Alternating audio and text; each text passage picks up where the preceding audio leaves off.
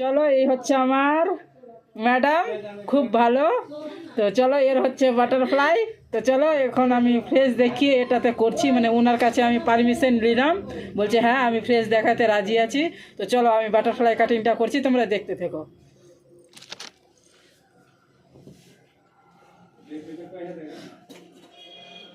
তো চলো আমি এটা এই যে বিচের স্টেপটা আমি ধরে নিয়েছি, এই যে দেখো এখান থেকে আমি এই স্টেপটা নিয়েছি, এবার হবে আমার কাটিং।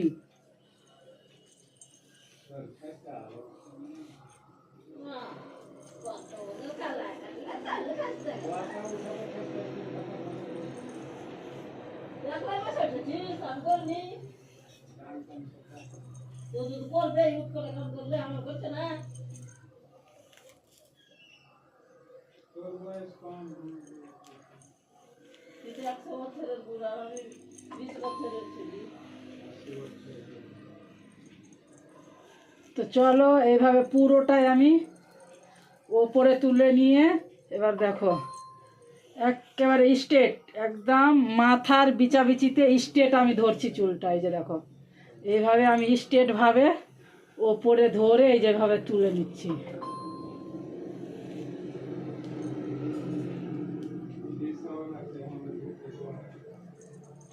এইভাবে স্ট্রেট আমি তুলে নেব।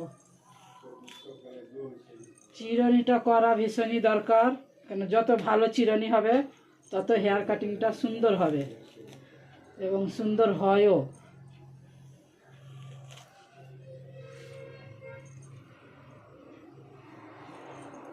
চলো এবার আমি একদম স্ট্রেটভাবে সোজাভাবে ধরে নিলাম, এই যে দেখো সোজা ধরে এই দেখো এবার আমি করব কাটিং। চলো আমি এই যে এটা ফেলে দেবো, তো চলো আমি কাটিংটা করে নিলাম।